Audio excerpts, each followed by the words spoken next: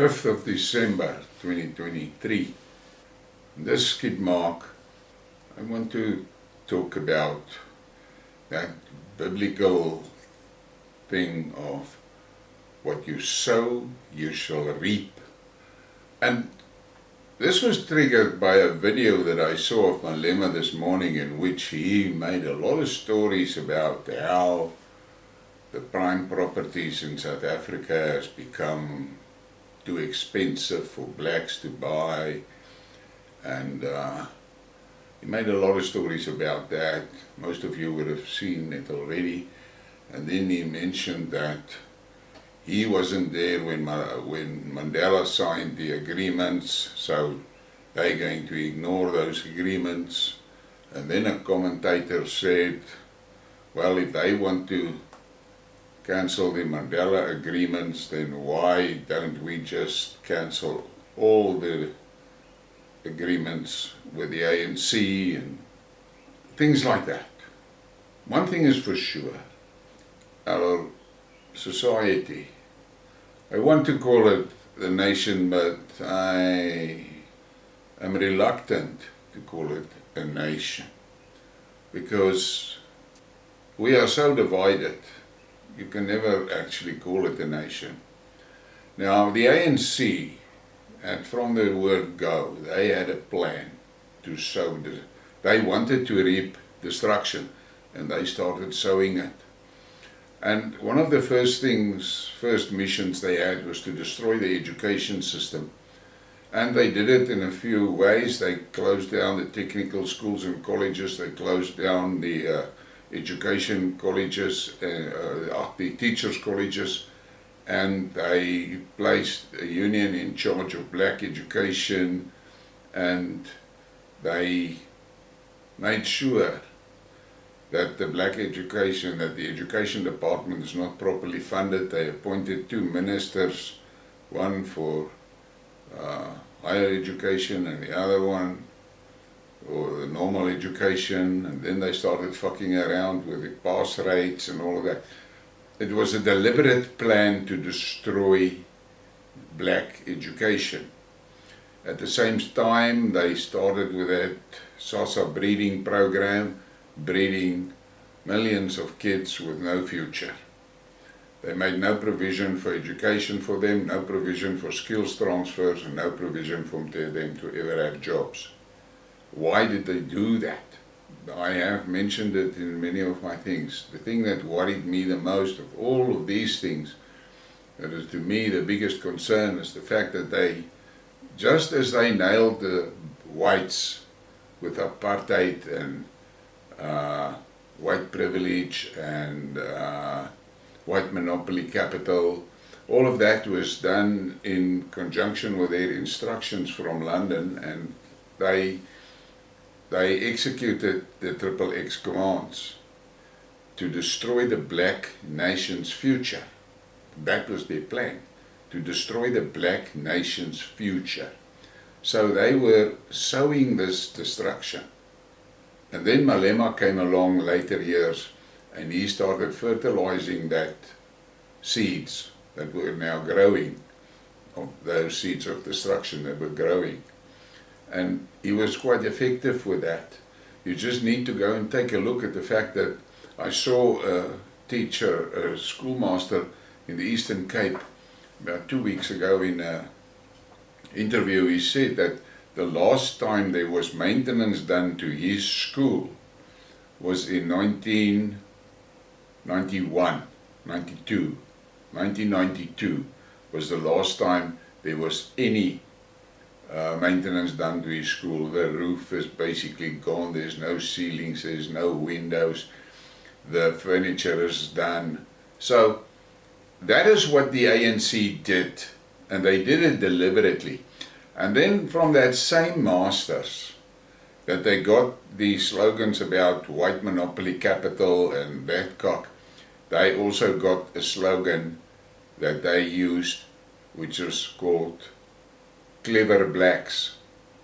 And what they did with the Clever Blacks thing is that any black person that started excelling they get themselves better educated and they become businessmen and they become professionals, then immediately the ANC started branding them as clever blacks, and they pointed them out to the masses as white collaborators.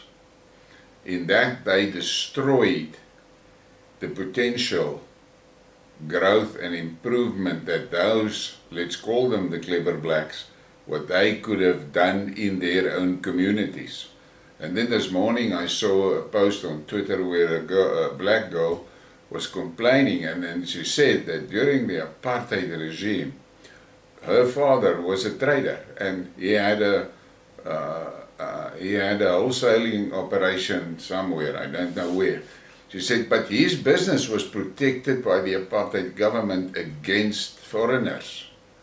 And he became very successful, and she then inherited some of it, and she continued with her building out her part of what she inherited. She said, but what really breaks her heart is if you go into the communities and the townships and so, you see that the black businesses have all been taken over by Somalis and Pakistanis. There's very few black businessmen that are still operating, and as soon as a black guy starts a business and it becomes a good business, he is either killed or his business is burned down, or he is threatened, his life is threatened and his family's lives are threatened, so that he sells to these Pakistanis, and Somalis actually not selling it, is basically just handing it over. So that is what the ANC is doing to the black communities. But while they are busy destroying the blacks' future, they keep on feeding the blacks with the slogans about apartheid and about white monopoly capital and about racism, that's a fact. And Malema is one of their, I want to call it, lapdogs, because he gets his instructions from London, and that is what he executes. But what you, the normal black people, you need to understand very well, is you look at these black the political leadership, and then you look at how they live, their lifestyles. It is absolutely obscene how they splash money, the most expensive shoes, the most expensive watches, the most expensive clothes, the most expensive cars, and not one, many of them. They live in huge mansions. Malema can bitch about property prices in waterfront that is too much, but he doesn't say in the same breath that he's living in a house in Sandton that is worth 16 million rand. He doesn't say that. And he preaches his cock to people that stay and live in shacks. And the worst part is they fall for his shit, but it is easy for them to, for Malema and Cyril and so to really screw with the black population, because they made very sure that the black population is actually dumb. They're too dumb to understand the consequences of all the cuck that these leaders are spreading. But now we've entered the phase where the destruction is basically total. The education system is destroyed, we know that. And it's basically beyond repair. It will take superhuman effort and a lot of skills to repair it. The same happened to the road system, the rail system, the harbour system, the electricity system, the police force, everything. Everything has been destroyed. And a guy asked me this morning about, he said to me, do you think there's going to be an election by 2024? Because what you are doing currently, referring to me, is that you must focus on the election of 2028. And I said to him, listen, I don't know if I will see 2028, but what I know is if I look at all the things, specifically how the government systems and government structures has collapsed and fallen apart and has been infected with corruption to such an extent that it is heaps of rotting flesh, I don't think, I wonder if this government structure is going to make it until 2024. I have a strong suspicion that the government structure is going to collapse. Not only because somebody does the collapsing, simple because it is now so dilapidated, it will not be able to stay up. And I said to him that it is my opinion that Cyril's last task is the privatization of Eskom. Because the moment that Eskom is out and in the hands of the oligarchs, I believe that's the moment that the government will collapse. Because I think the end goal is what happened to the USSR after the USSR collapsed, where the government system fell and a lot of the USSR regions became independent republics, and everything, absolutely everything, was under control of the oligarchs. And the oligarchs executed their control through criminal gangs that were handling it. Now, if you look at South Africa, the criminal gangs is already in place.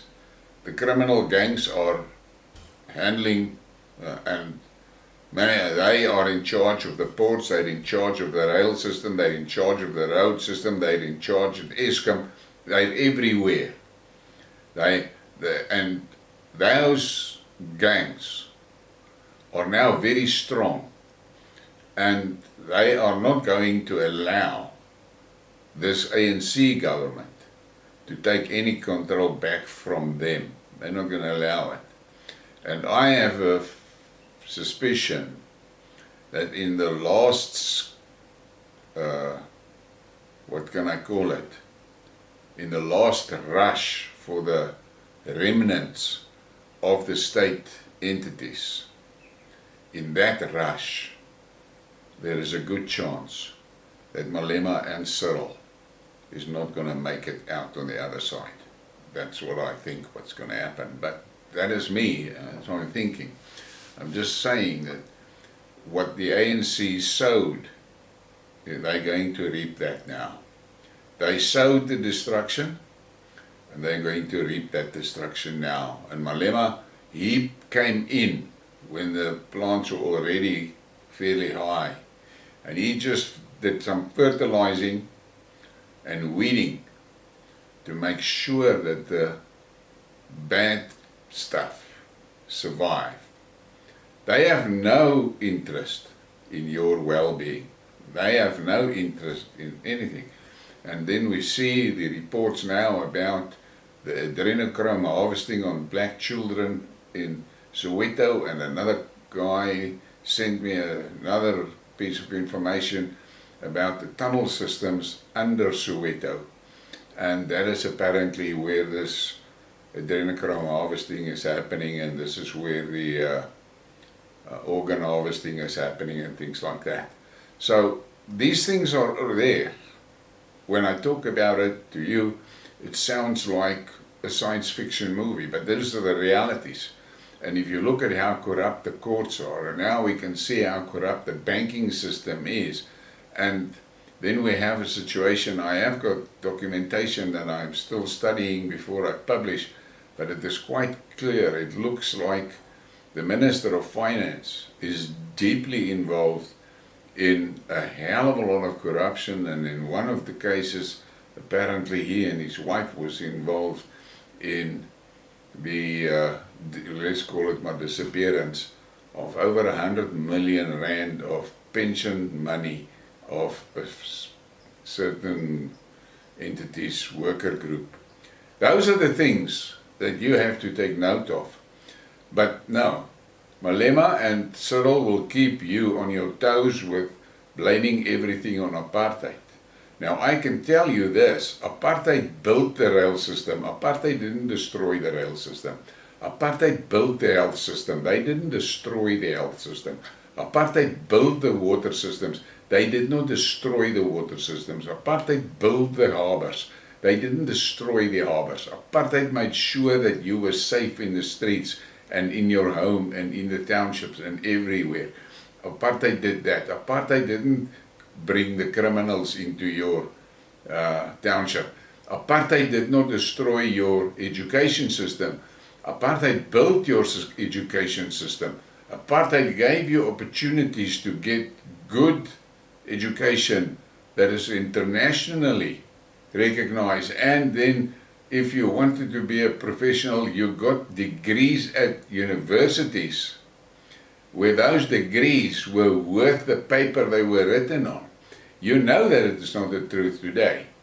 But what makes me almost sad is that such a large portion of the black population is just quietly accepting the fact that their own population, their own nation, are being destroyed by the ANC with their lapdog malema. Why is it? And then, as I've mentioned, we must blame it on education. And then this class of people that they like to call the clever blacks, they are just as frustrated as I am. I talk to many of them, and they are just as frustrated. And they are just as angry about the destruction of our country that happened under the ANC. But they are powerless because the ANC has effectively painted them with that clever black brush and turned them into white collaborators and enemies of the blacks, where those are the people that are the saviors of the blacks.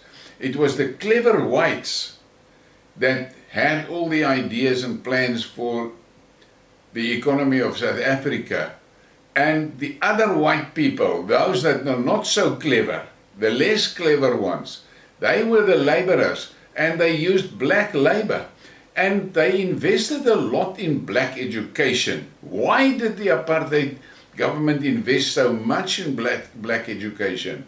Exactly to make sure that there are clever blacks by this time now that could take the economic opportunities that there would be and all of that.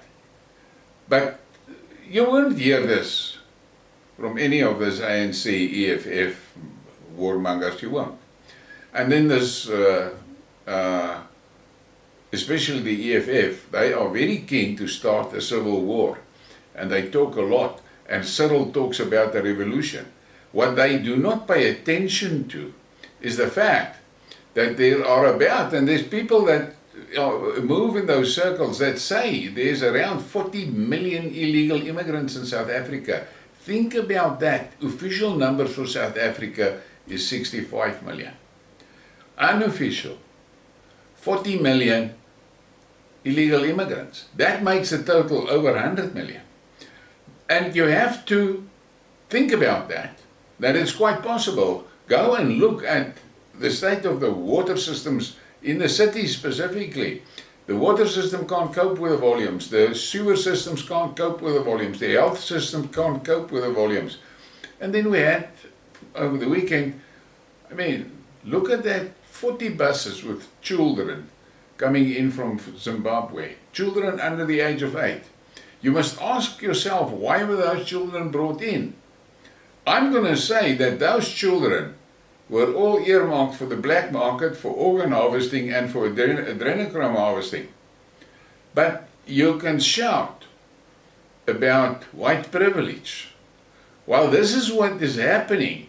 Now, if that 40 million immigrants, and we've seen now Kenya has caught a lot of caught some Somali fighters that were on their way to South Africa, 80 of them, but the guys that we interrogated say they were 400 that were dispatched.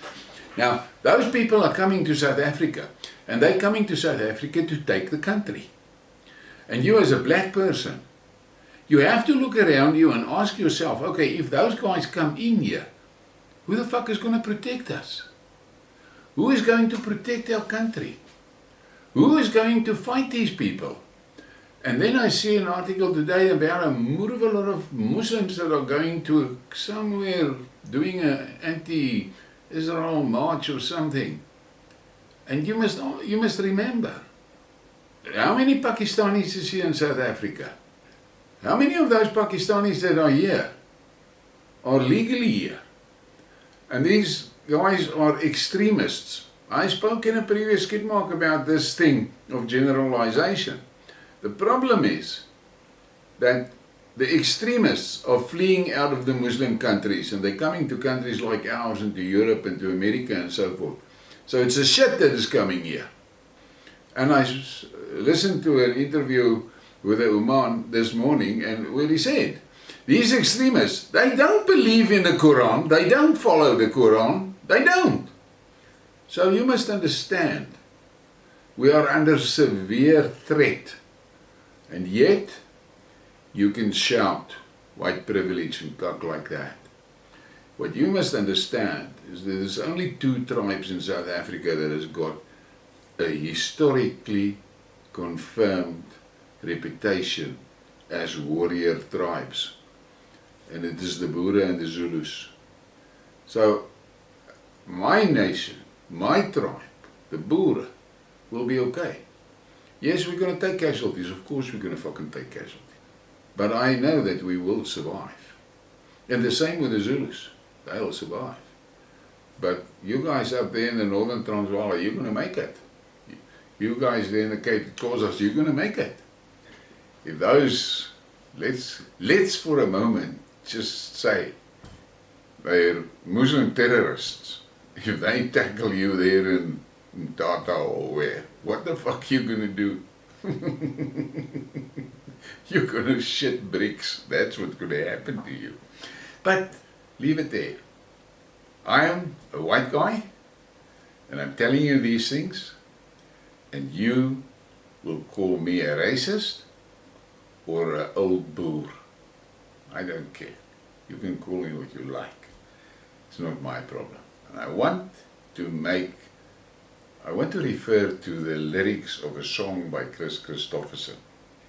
And he said, freedom is just another word for nothing left to lose. And nothing is worth nothing, but it's free. Let that sink in. Have a great evening.